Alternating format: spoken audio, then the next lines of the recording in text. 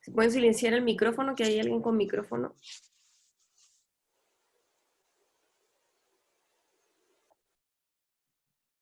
Y díganme si se escucha bien o si es que ven bien.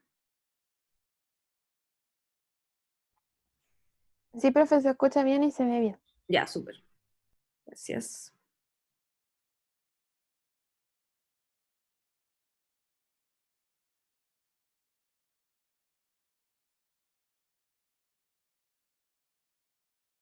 Ya, entonces vamos a empezar con la parte de pielonefritis aguda, que es la inflamación del riñón.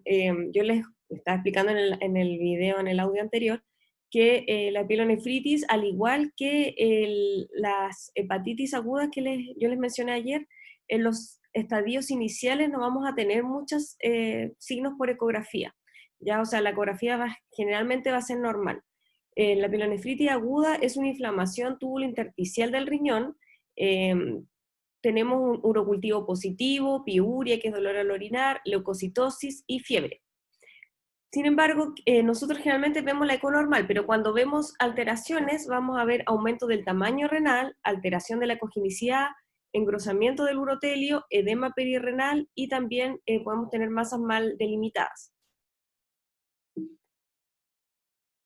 Eh, Como lo vemos acá, si se fijan, es líquido perirrenal, vemos harto líquido perirrenal, vemos engrosamiento del urotelio, acuérdense que el urotelio o toda la parte de colectora del riñón no deberíamos verla nosotros, solo deberíamos tener paredes imperceptibles, todo lo que es la pelvis renal, el uréter, o sea, casi ni siquiera verlo por ecografía. Entonces, cuando nosotros vemos y además le vemos las paredes engrosadas, esto es totalmente anormal. Este es el uréter que está en transversal y este es el uréter en longitudinal y vemos cómo las paredes del uréter están súper engrosadas, hipoecogénicas, y esto es completamente anormal. Nosotros deberíamos ver casi un tubo anecogénico de paredes imperceptibles que se colapsan por completo. Y aquí este es una uretritis. Eh, ¿Qué es lo que nosotros vamos a mirar en las pielonefritis aguda? Áreas de nefritis y abscesos, que son las típicas masas inflamatorias, que son masas que pueden ser tanto ecogénicas, como en este caso, que tienen que ver con el edema, o anecogénicas o hipocogénicas, como en el caso de acá, que tienen que ver con un absceso renal. ¿Ya? Lo importante es que en cualquiera de las dos opciones, nosotros al colocar el Doppler no vamos a ver captación Doppler. Si se fijan acá no hay captación del Doppler. Entonces vemos que eh, áreas de nefritis, que es asociadas a un engrosamiento del urotelio, asociadas a masas inflamatorias que se ven más ecogénicas, y al estudiarlo con el Doppler son avasculares. Entonces eso es de lo más importante, porque si veo un riñón que está igual de ecogenicidad normal, que apenas tiene o no tiene líquido perirrenal, que a lo mejor no tiene mucho engrosamiento del urotelio, pero sí hay presencia de masas que no son normales, que son como pseudonodulares que pueden ser ecogénicas o hipocogénicas, a eso hay que prestarle atención.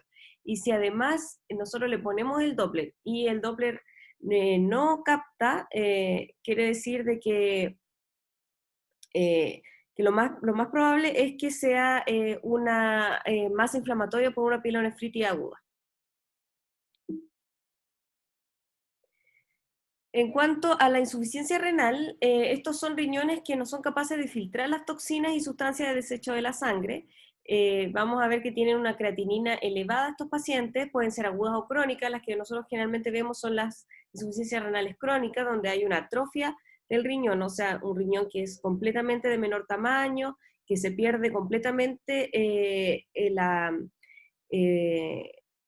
corteza, o sea, la diferenciación córtico-medular. Vemos que pueden tener pequeños cálculos y también pueden tener quistes renales. Hay un espesor generalmente del grosor cortical. Si se fijan acá, esta corteza es súper chica, es más ecogénica. Miren, esta apenas tenemos corteza. Generalmente la corteza mide 1 centímetro, pero en este caso no debe medir ni 5 milímetros. Y pueden ser multifactoriales, pueden también estar en pacientes jóvenes o también muchas veces más en pacientes añosos. En los pacientes jóvenes que tengan insuficiencia renal crónica, al comienzo se van a diálisis y después son candidatos a trasplante. Entonces vemos acá cómo hay estos riñones que son bien chiquititos, que son lobulados, que tienen aumento de cogenicidad de la corteza, si se fijan, pérdida de la diferenciación córtico-medular, no vemos bien separadas las ecogenicidades tanto del seno como de la corteza, vemos un poco más que se ven prominentes más las pirámides renales, pero en realidad poca diferenciación córtico-medular. Entonces, cuando vemos este tipo de riñones, estamos frente a una insuficiencia renal crónica, que hay que dejarlo estipulado, que es un riñón pequeño, poca diferenciación córtico-medular, y también hay que detectarse que tiene tumores y que se tiene cálculo. En cuanto a las lesiones vesicales, generalmente son las mismas que las lesiones renales. Vamos a ver litiasis, la cistitis, que son las cistitis son, igual que la pielonefritis aguda o la infección urinaria, neoplasias, divertículos, vejiga de lucha y los quistes uracales. Las litiasis vesicales son cálculos que están en la vejiga, ¿cierto? Son imágenes móviles, hiperecogénicas con sombra posterior. Esto es igual a los cálculos que vimos ayer que estaban en la vesícula, pero ahora están o en el riñón o en la vejiga. Generalmente estos cálculos migran desde los riñones o podemos tener también riñones que son completamente normales, pero o sea, que no tienen cálculos, y si encontramos cálculos en la vejiga, esto es probablemente por una éstasis de la orina, es decir, pacientes que no vacían bien la orina y que queda orina contenida en la vejiga después de la micción, y esa orina queda ahí y puede causar de que que se empiecen a generar cálculos, ¿ya? Lo importante siempre es movilizar al paciente, igual que en los cálculos de la vesícula, y evaluar los jet ureterales y la pared vesical.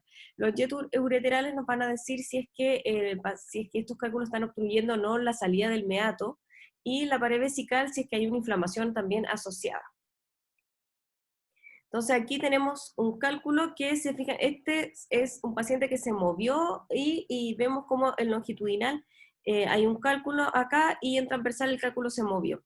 Ya, esto es importante porque para ver si el cálculo no está impactado o si no está eh, como obstruyendo la salida del uréter. Entonces aquí tenemos, primer ejemplo, que vemos cómo hay un riñón con hidronefrosis, el riñón está súper dilatado, y lo primero que tenemos que descartar cuando vemos un riñón que está dilatado es ver un factor obstructivo. Y este factor obstructivo podría ser un cálculo que esté a la salida de la pelvis o a nivel del uréter, puede ser un tumor, ¿cierto?, que esté obstruyendo, o podrían ser los cálculos o un tumor en la vejiga. Por eso nosotros no solamente vemos los riñones, sino que la idea es, si nosotros encontramos algo, es ver todo el sistema, como todo el sistema urinario.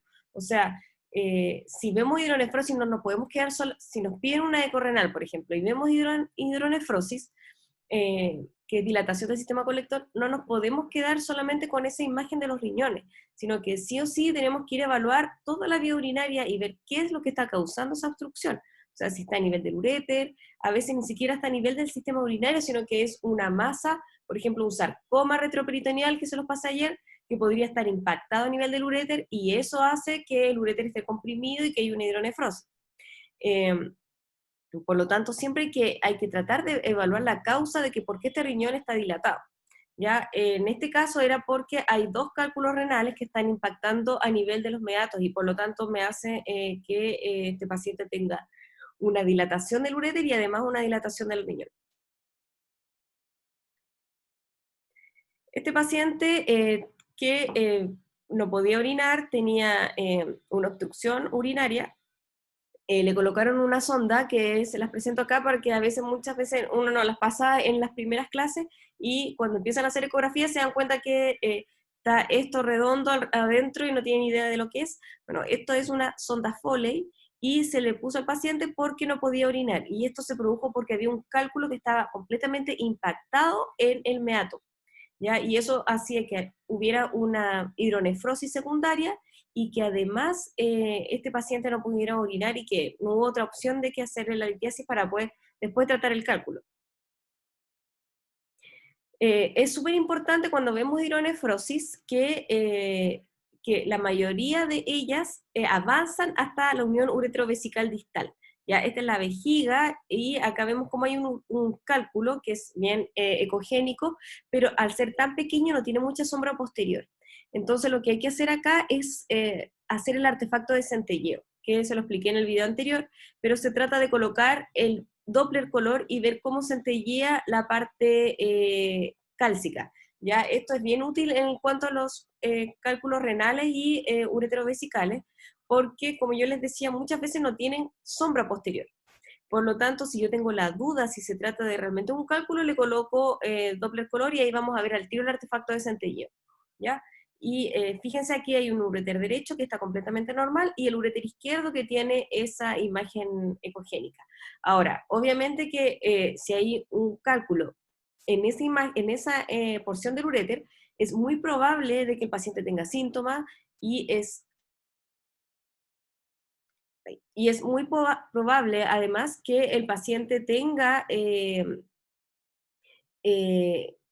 como hidronefrosis, ya al mismo lado. Entonces, si vemos que el paciente tiene síntomas, tiene, aunque sea un poco de dilatación del sistema colector, y además tiene un poco dilatado el uréter, porque si se fijan, este uréter con este se ve mucho más dilatado, y además hay una imagen ecogénica, aunque no me dé mucha sombra, y le coloco el Doppler y me da centelleo, o sea, sí o sí es un cálculo ureterovesical y que no necesita incluso irse a un pilotac. Este paciente ya con la pura ecografía estamos listos, o sea, no es necesario hacer más técnicas de imagen, pero sí tiene que quedar súper demostrado, ¿ya? En cuanto a la cistitis, que son las infecciones urinarias, vamos a ver, mire, muchas veces no vemos nada tampoco en ecografía. Cuando está en comienzo, cuando el paciente solamente tiene síntomas de infección urinaria, muchas veces no vemos nada. Pero cuando vemos, podemos ver, son súper alaracas cuando el paciente tiene muchos síntomas y lleva muchos días. Y podemos ver engrosamiento del edema de la pared de la vejiga, como se ve acá, hematuria pueden tener estos pacientes, sedimento vesical, que es muchas veces como esto, o sea, vemos como cristales dentro de la vejiga. O sea, nosotros sabemos que la vejiga contiene solo orina, por lo tanto, deberíamos verla totalmente anecogénica. Cuando vemos estas imágenes son detritus o sedimento vesical, que es anormal. En este caso vemos un coágulo de sangre que está en la vejiga. Y acá lo principal, el diagnóstico diferencial principal va a ser un tumor en la vejiga, ¿cierto? Porque puede ser que esto sea un tumor, que sea bien heterogéneo, habría que descartarlo, ponerle Doppler. El Doppler en un coágulo no va a ser Doppler, y en cambio en un tumor sí, de este tamaño por lo menos sí. Y lo siguiente, muy importante que hay que hacer cuando nosotros nos encontramos con estas imágenes es mover al paciente, porque un coágulo se va a mover, porque no está pegado a la pared, sino que debería moverse, ¿ya? Por eso es muy, muy importante cuando nosotros vemos este tipo de imágenes, movilizar al paciente y ponerle Doppler. Ya en el caso de que fuera un tumor, esto no se va a movilizar y va a ser harto Doppler, ¿ya? O sea, vamos a encontrar vascularización. Entonces ahí nos indica que eso también es un tumor. Ahora, pueden estar las dos cosas, pueden haber tumor, coágulo y además cistitis. O sea, en ese caso yo prefiero mandar a hacer, al paciente a hacer otro tipo de exámenes también complementarios, un pilotac o un escáner o una resonancia, porque vamos a verlo con más detalle. Ya la ecografía es súper útil, pero muchas veces los Doppler no son tan sensibles para detectar como vascularización más lenta, y podemos confundir toda la masa con un coágulo, siendo que había un tumor ahí. Entonces, más ejemplos de cistitis, vemos cómo están las paredes engrosadas de la vejiga, vemos aquí cómo hay sedimento, las paredes engrosadas, y acá además hay vascularización a nivel de la pared. Eso quiere decir de que está inflamada. La pared de la vejiga está inflamada, no quiere decir de que hay un tumor, porque yo no veo un tumor, ahí veo solamente aumento de grosor de la pared de la vejiga con harta vascularización, veo acá sedimento, y también aquí veo sedimento. Acuérdense, es importante siempre movilizar al paciente. La cistitis hemorrágica es cuando ya el paciente está mucho más complicado, tiene hematuria, tiene fiebre, tiene harto dolor, generalmente son en las mujeres, y vemos cómo la vejiga está llena de coágulos de sangre, en este caso. se fijan entre sedimento y coágulo, pero sin embargo al colocarle el Doppler veo cómo los jets están permeables, o sea, no hay obstrucción de la parte no hay ningún tipo de obstrucción de la vía urinaria, pero hay harto coágulo, o sea, si estos coágulos siguen y se improntan a nivel de un meato, sí lo van a obstruir. Y acá, si se fijan, también uno siempre pone en otra posición al paciente para ver que todo este coágulo se mueva, y se fijan, se movió todo y se colocó a nivel, se juntó más el coágulo y o la sangre que había ahí, porque aquí no está formando coágulo, todavía es como sangre dispersa, y en este caso ya se empezó a unir, ¿ya? Entonces, nuevamente les repito las dos cosas importantes: movilizar al paciente y colocarle Doppler. Si se fijan acá, el Doppler es solamente de los meatos y no tiene Doppler a nivel del coágulo. Los tumores vesicales generalmente son de las células transicionales, que es de las células que revisten el epitelio de la vejiga, y el principal síntoma que tienen estos pacientes es la hematuria. Por lo tanto, cuando llega un paciente con hematuria, es muy importante descartar que tenga un tumor en la vesícula, o sea, la vejiga, perdón. Disuria puede tener también, que es dolor al orinar, y lo que vamos a ver es una masa sólida, heterogénea, de bordes irregulares, vascularizada. Cuando son muy chiquititos, como por ejemplo acá en este caso, que apenas vemos un engrosamiento de la pared de la vejiga, es más difícil sacarle vascularización. Por lo tanto, lo más importante, como yo les decía, es movilizar al paciente, ver si este paciente realmente, si esta masa realmente se mueve. Si se mueve, no es un tumor, lo más probable es que sea un coágulo. Y porque acuérdense que esto es del epitelio de la pared de la vejiga, o sea, tiene que estar pegado al epitelio, por lo tanto no se puede mover. Y ver su relación con los meatos. Por ejemplo, un tumor que está acá en esta parte va a ser síntomas mucho más temprano, porque va a obstruir el meato, se va a dilatar el sistema colector, y estos pacientes generalmente tienen mejor pronóstico, porque al tener síntomas más tempranos, se puede pesquisar más a tiempo. Pero, por ejemplo, este tumor que estuviera acá, que está pegado a la parte superior de la vejiga, puede ocupar toda la vejiga antes de dar síntomas. Entonces, estos pacientes generalmente van a invadir la pared vesical, se pueden ir al útero, al ovario, pueden encontrar la próstata, o sea, en este caso acá, por ejemplo, que está bien cercano a la próstata, y por lo tanto, bueno, es cosa de suerte, pero lo que nos importa a nosotros es, primero, es poder ver estos tumores, diagnosticarlos, mover al paciente, ponerle Doppler. Aquí tenemos varios ejemplos de tumores. Aquí vemos una masa que está completamente pegada. Todos estos pacientes fueron movilizados y los tumores no se movieron, por eso sabemos que son tumores. Y aquí vemos que son varios. Este tiene vascularización, acá también vemos otro que es bastante grande. No comprometía, fue un hallazgo porque no comprometía los meatos urinarios, pero sí era bastante grande, improntaba todo hacia a nivel de la vejiga. Acá hay una poquita vascularización, pero además yo con el Doppler demuestro de que hay jet, o sea que hay salida de orina a través de los meatos, y este se parece a un pólipo, ¿cierto?, en la vesícula, pero es muy chiquitito, y esto basta para que lo saquen, porque esto puede crecer y puede ya después ponerse como de esta forma, o sea, un tumor mucho más grande, heterogéneo, que muchas veces necesitan un tratamiento mucho más agresivo que este que es más chiquitito, ¿ya? Es súper importante entonces que la preparación del paciente para estos casos sea un llene vesical amplio, es decir, nosotros la única forma de que podamos evaluar bien las paredes de la vejiga es con un llene vesical.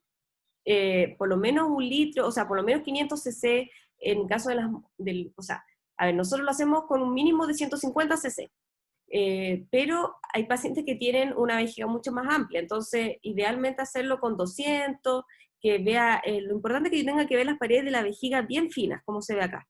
Una pared bien fina, y que yo me asegure de que en realidad las paredes no están engrosadas y que puedo ver bien un tumor. Ya eso es lo más importante para nosotros. Y si encuentro un tumor, veo si está solamente en la pared, o si ya está infiltrando órganos vecinos, y los órganos vecinos son el útero, ovario en el caso de la mujer, la próstata, y también el recto y el colon en el caso de ambos, ¿ya?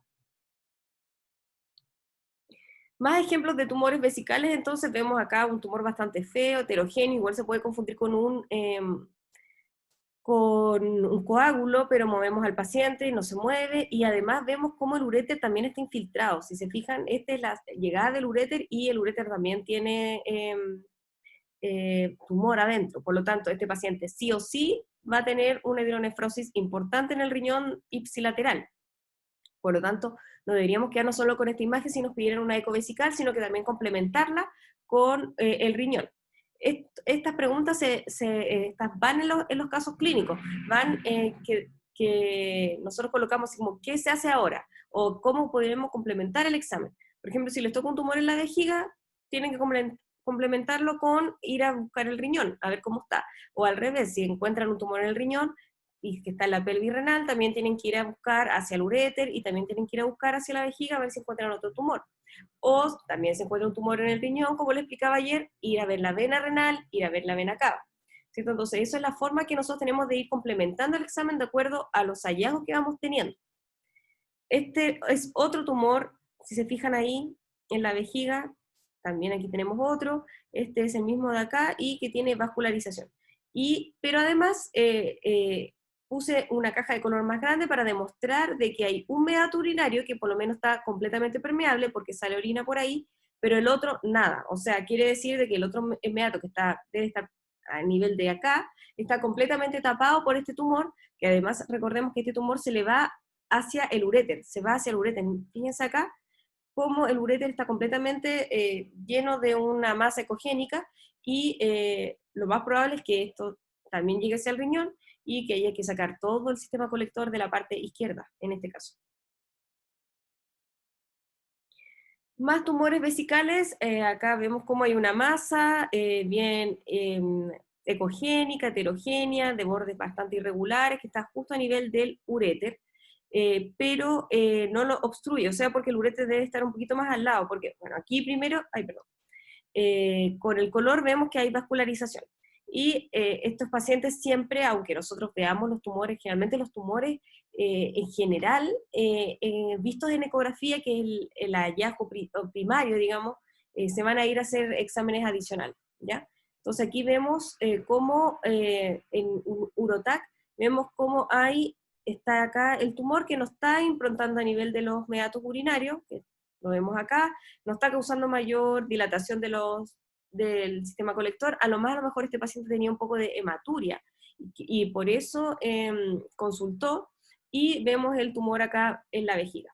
Entonces, este paciente no tiene tan mal pronóstico porque no está improntando el uréter, o sea, vemos que está confinado a la vejiga, no está causando ni efecto de masa, ni improntando la próstata,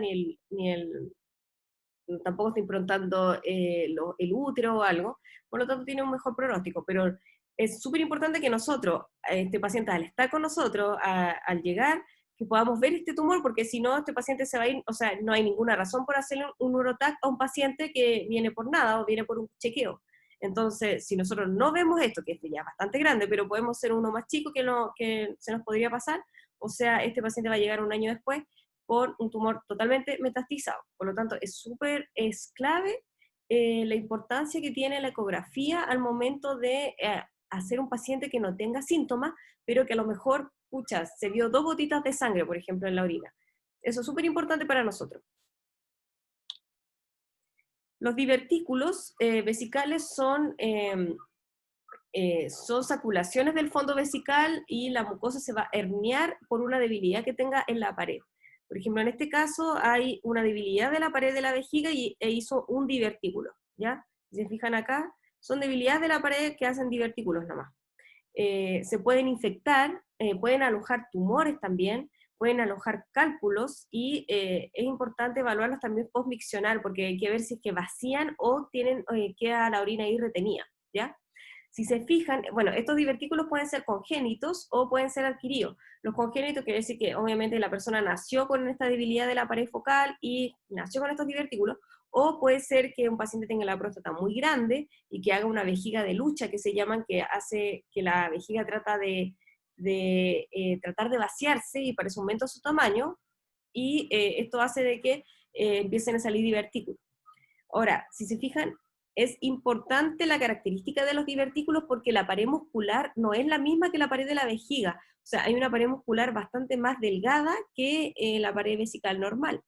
Y esto es importante porque estos pacientes, como tienen a veces estos divertículos y que pueden no vaciarse, pueden juntar orina y pueden juntar cálculos y también pueden juntar tumores. Y al tener una pared muscular muy delgada, los tumores generalmente metastizan más rápido porque pueden cruzar más fácilmente la pared muscular, esta pared muscular mucho más delgada, e invadir los órganos vecinos. Por lo tanto, cuando tengo un paciente que tiene divertículos, y si son congénitos o son jóvenes, hay que verlos bien, si es que tienen tumores, si es que tienen cálculo, porque estos tienen peor pronóstico. Entonces aquí vemos cómo hay un divertículo que es mucho más grande, este era congénito, que tiene un cuello bien delgado. Entonces este paciente generalmente no va a vaciar toda la orina y es importante ver que no tenga nada adentro. Ya estos tienen orina solamente y acá tiene un cálculo. Ya este divertículo tiene un cálculo y esto puede causar una infección urinaria mucho más grave y también puede causar que se perfore este divertículo. Por lo tanto, cuando son divertículos muy grandes, se aconseja más operarlos, porque las complicaciones que pueden tener son devastadoras, si hacen tumores, si hacen infecciones o si hacen cálculos, ¿ya? Para nosotros es importante poder evaluar bien las paredes de la vejiga y poder diagnosticar bien si es que hay o no uno de estos divertículos.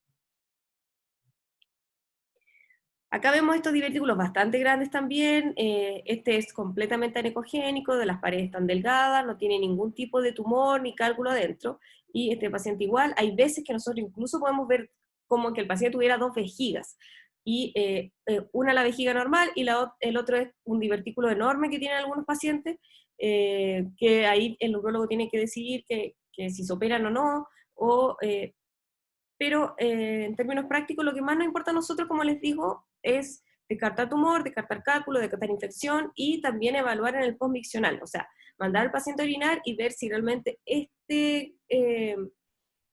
se vacía o no el divertículo. La vejiga de lucha, que también lo van a pasar en la parte pelvis masculina, se trata de paredes bien trabeculadas, que si se fijan acá, es paredes engrosadas, trabeculadas, que es un engrosamiento de la pared muscular de la vejiga asociada a poca capacidad de vaciamiento. Esto está asociado generalmente al aumento del tamaño de la próstata, ¿ya? O sea, estos pacientes tienen aumento del tamaño y la vejiga lo que hace es aumentar su capa muscular para poder, así como piensa que mientras más grande se va a hacer, mientras más fuerte, va a poder empujar la orina. Pero esto no pasa porque está la próstata completamente haciendo un efecto mecánico de protruir hacia el piso vesical y eso impide que la vejiga se pueda vaciar por completo. O sea, estos pacientes vacían, pero no completo, y lo que empieza a hacer la vejiga es aumentar su calibre, o sea, su pared y se ven las paredes súper trabeculadas, no hay que confundirlo con tumor, porque esto también se dan pacientes que tienen hiperplasia prostática grande, o sea, está asociado a una próstata bien grande, y, pero al igual forma lo que hay que descartar, por ejemplo acá también tiene detritus, hay que descartar que estos pacientes como tienen éstasis en la orina, que quiere decir un flujo más enlentecido porque no se pueden vaciar bien, muchos de estos pacientes hacen cálculos también en la vejiga y al hacer más cálculos pueden hacer más infecciones urinarias, pueden tener más detritus, asociado a que tampoco pueden vaciar bien, incluso podrían hacer tumores vesicales. Hay algo que me faltó mencionarles, que el tumor vesical está bastante asociado con el consumo de tabaco, ¿ya? Porque uno siempre asocia más el consumo de tabaco con cáncer pulmonar o de la parte faríngea, pero la mayoría de los hombres masculinos que tienen cánceres vesicales son productos de fumar. Y esto es porque los desechos del tabaco se van hacia el sistema colector y se eliminan por la orina. Por lo tanto, si es que hay una éstasis además, o sea, si hay un enlentecimiento del vaciamiento de la vejiga, y estos pacientes fumadores, queda la nicotina y todos los efectos tóxicos de la orina dando vuelta mucho más tiempo, por lo tanto tiene más probabilidades de hacer un cáncer. Entonces cada vez que uno tiene un paciente con un cáncer de vejiga, le pregunta al paciente si es fumador, la mayoría de las veces es fumador. Y eso sería, chicos, la segunda parte de la clase. Así que si tienen alguna duda me avisan. La primera parte creo yo que es mucho más fácil que esta porque trataba de los quistes, que es lo mismo que habíamos visto antes, los angiomiolipomas que se parecen a los hemangiomas del hígado, y a los tumores que también les revisé ayer, les pasé algunos tumores renales, cómo se veían cuando tenían infiltración de la vena cava y de la vena renal. Así que cualquier duda que tengan me avisan y nos estamos viendo entonces.